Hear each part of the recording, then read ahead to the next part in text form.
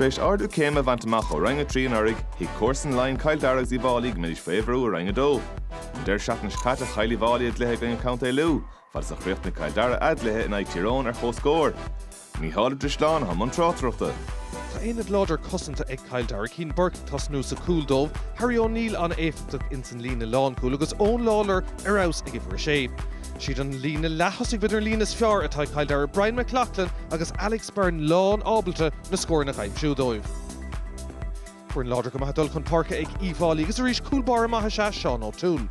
Cormac Egan an éifteach sa lína lechúil agus swell i lár parca Jack McAvoy taobhla Aaron Levy agus ba siad glóir taspántas más scórála ó Kieran Murphy agus Jack Bryant. Slú das ballisteach go dtí an drith nuan sa Seanóna, ar nó có-scór an tatan sicata Cill Dara le tírón taócaigh siad críón taspántas sin go cinnte inis an ceantas smachtathe go deasta sig an son ag Alex Byrne. Ó lúthar an son ó Shane O'Toole Green ag a deir scuilann sé fé agus sin tús úntaach ar fad ag Cill Dara. Orchar de chúl an son ag Alex Byrne hí obair le déanamh cím de ríist an son smachta mar a glíán go sé mór haimpil Shane O'Toole Green agus a bit go meach sin níos fosta an pas a chur isteach ach leis a git ó ceann ísel tús maith Cill Dara.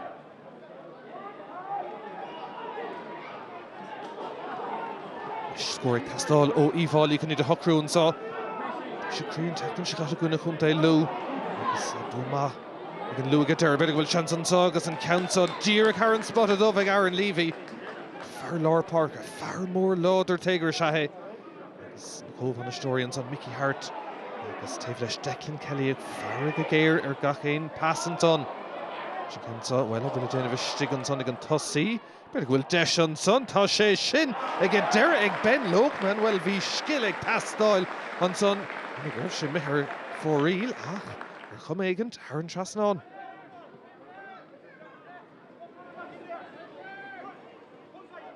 Is Uíbh Fhailí teachta ríist ar nó bhúdar craobh rang a dó nó rang a trígadain an nora agus tá deis inis ar iarracht Buaitphointí ag Keith O'Neill ard scill an son aige. Hastig sé sin úthe agus sa bradnas úlan bhearna sin dúnta isteach.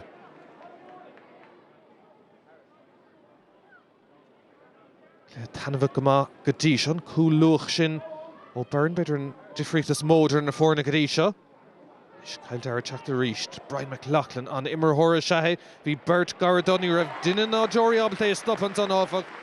Agus a ríist scór maith heile bhearna sínta amach a ríist ag Cill Dara.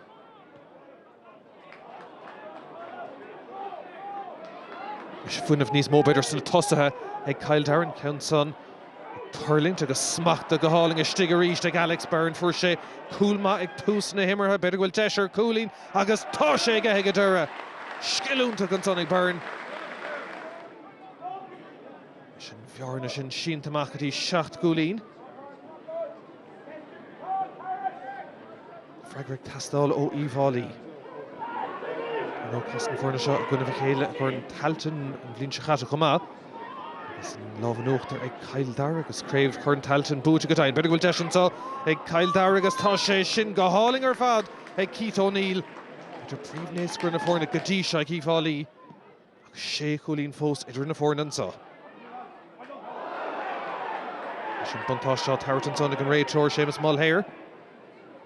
Contúirteach ag Turlington stigan son ar imil na cearnóga smachta beidir bhfuil deis an sa ag Cill Dara agus críochnathe ag ón Collie a bhí san áceart ag an amceart ag teacht ag stad an a háchtach díreach roimh le ham cibid a rís an son réiteoirt an ag clistean buntáiste tuch an son ag a deir a sellh bailithe chéadúr ag Alex Byrne croigh sé an cúil sin agus críochnathe agus nasta ag ón Collie scóir táchtach roimh le ham.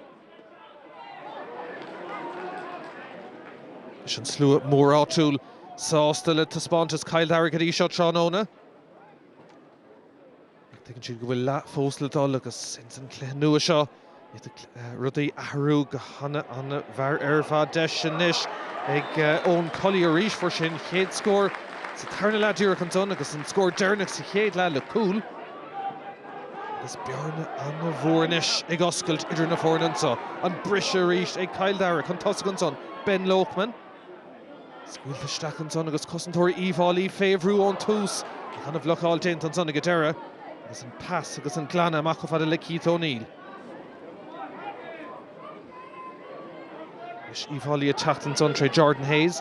Cuine gohfuil golóir imirthirí fós amach gorta ag Uíbh Fhailí am líana.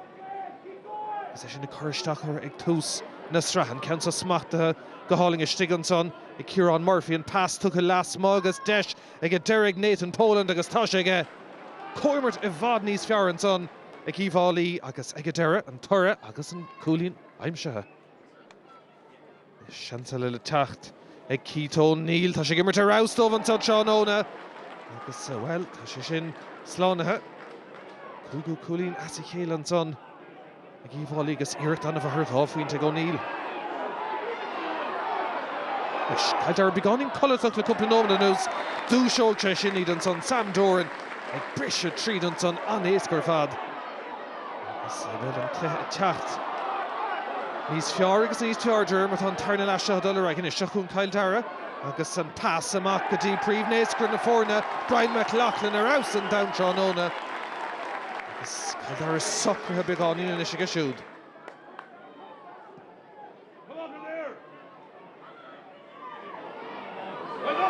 Cancel good her Nash Kildare.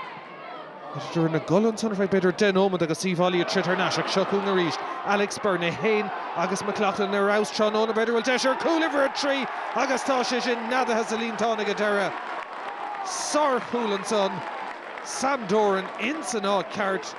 An Ober Kruger Federation didn't take Alex Byrne.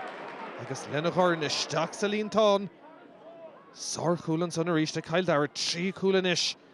Shinnan difriocht idir na fórna an so Seán Óna agus deisir cúlín eile I teacht Bolton agus Callum Bolton a gaimsú. Kildare críoch nó go láidir chuoinnig an chéad cléile a bheith go cobeisiid Somália ann caicísa a chuine ghuire agus well Uíbh Fhailí beisiid Somália sa tulach mhór agus curcaig I teacht ar chuairt. Is iirecht Buaitphointí an son ó Harry Plunkett agus tá na mair sásta ag Dara se tá se ráiste chur an ord an son. Nóir a Kildare níos fear beidir an tús agus an 3 cúil sin difriocht mór atar an tá Seán Óna misnach an so go cinnteag fuair an Brian Flanagan.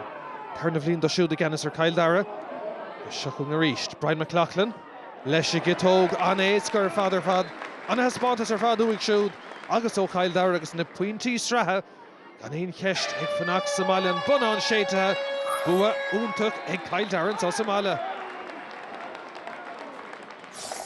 Obviously came here tonight to pick up 2 more points. That's what was on offer and delighted that we're going away with that. Really tough game. We've had a couple of cracking contests with Offaly now in the last 12 months and I think it's 2 each at this point, so maybe we'll see them again later in the year, but this right now was the all-important one and delighted with the lads, delighted how they went about their work and 2 points and we move on now for Derry in 2 weeks' time.